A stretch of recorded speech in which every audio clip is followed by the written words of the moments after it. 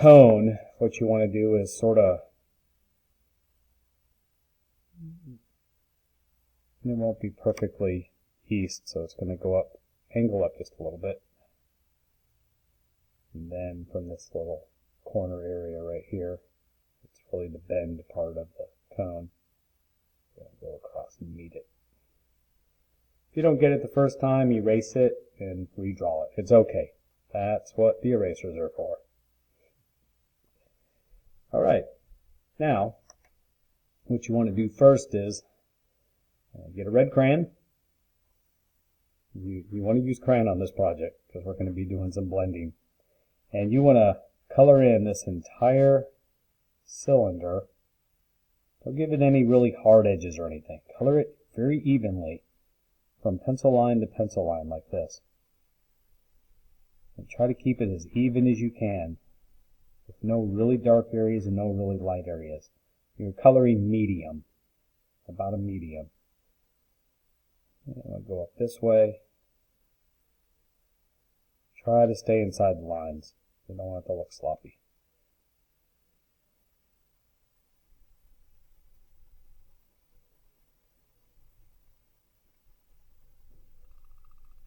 Use long strokes when you can, but not too long, and use small strokes when you need to. Short strokes. I've tried to make it as even as I can, about medium on the whole thing. Now it's time for the tint. So get yourself a white crayon. Just go to the top because you know your light source is coming from up here. The light shining down this way. So it's going to hit the top in this side. And you have to color really hard. If you don't color hard enough,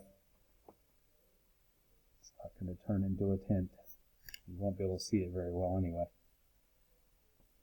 And sometimes it's just a matter of going over it over and over and over and over again until it finally gets lighter. And you're going to get some bits of crayon. It's going to get a little messy, so just very carefully brush it off, or go like this and then brush it off. Whatever works best. So I might have to go a little closer to the camera to show you how it's turning into a tint. Now I'm going to do the side.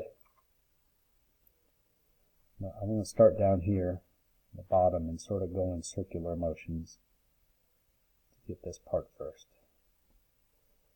And I'm going to work my way up the side. Again, you have to press pretty hard, but you want to keep control at the same time. Yeah, crayon broke. And make this paper pretty thin compared to how they used to make it. Crayons break very easy these days.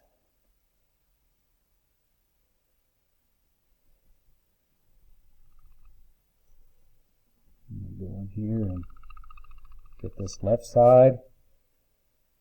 Hopefully you can see that it's getting lighter, that I'm getting the tint of that red. And get that edge real good. Best that I can.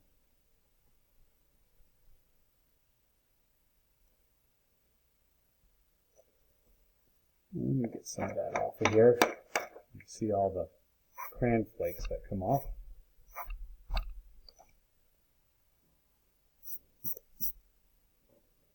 Sometimes I use my fingernail and get some of the extra stuff off of there. Alright. You'll be able to see that tint a little better later on when we add the other parts. But for now, we're going to add the shade. So when you do the shade, you want to go really lightly at first. So don't press too hard. If you press too hard, the black will totally cover the red up. You won't be able to see the red at all. So go on there really lightly. It's better to go too light at first. Make sure you get that edge really good.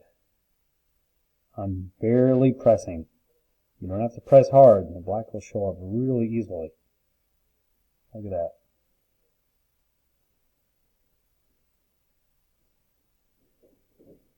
Go a little bit harder along the edge here.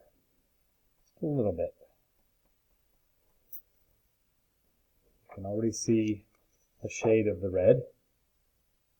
Hold it closer so you can see the effect. And you'll get a little out of focus though. There we go. Now I'm going to get the red again. And I'm going to press the middle part. And not go too hard next to the white. But I want this hue to show up better.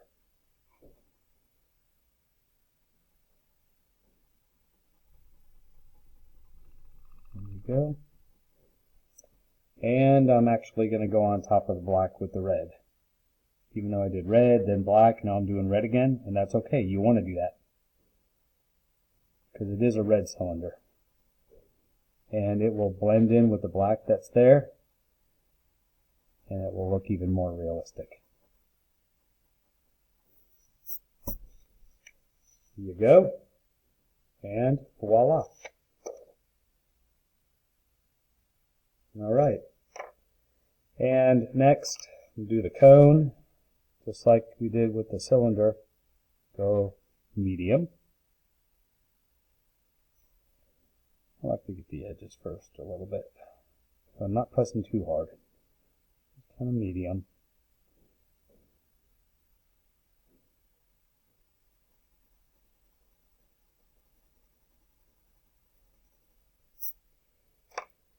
Get the crayon. Make a tint. Over on this side. Up along here. Be real careful in that really narrow part at the top. It's not a lot of room to work with. Press really hard,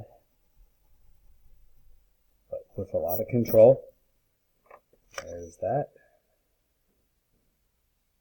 Tint. Now I'm going to press very lightly with the shade of the blue. A little bit of black there, just a tiny bit along that edge there. I like to go just a tad bit darker on this part. And then we'll go a little bit more here and narrow her up there. There we go. And get that hue to show up better. Sort of blend it in with the white. And push harder in the middle.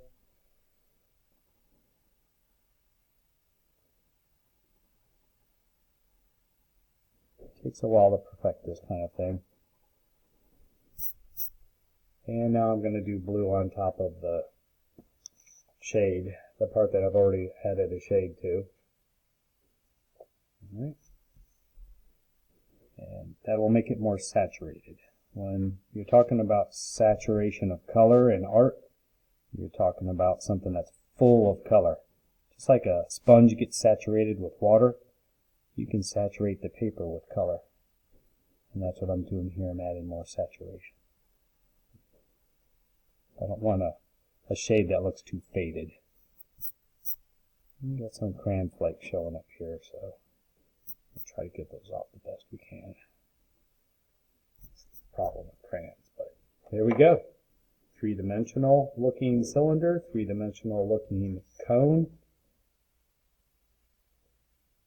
And then it's time for the shadow, so be real careful around this. Sometimes I turn my crayon like this. Get that sharp edge. It's getting kind of dull. There we go. I'm going to color this nice and dark.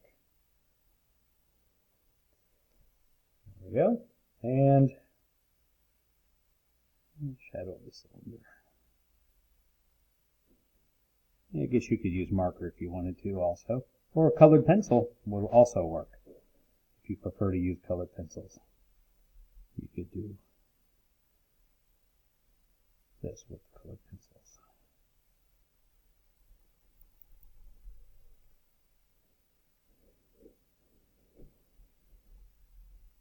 There we go. All right. Have a good time with this. Can't wait to see them. You all have a great evening.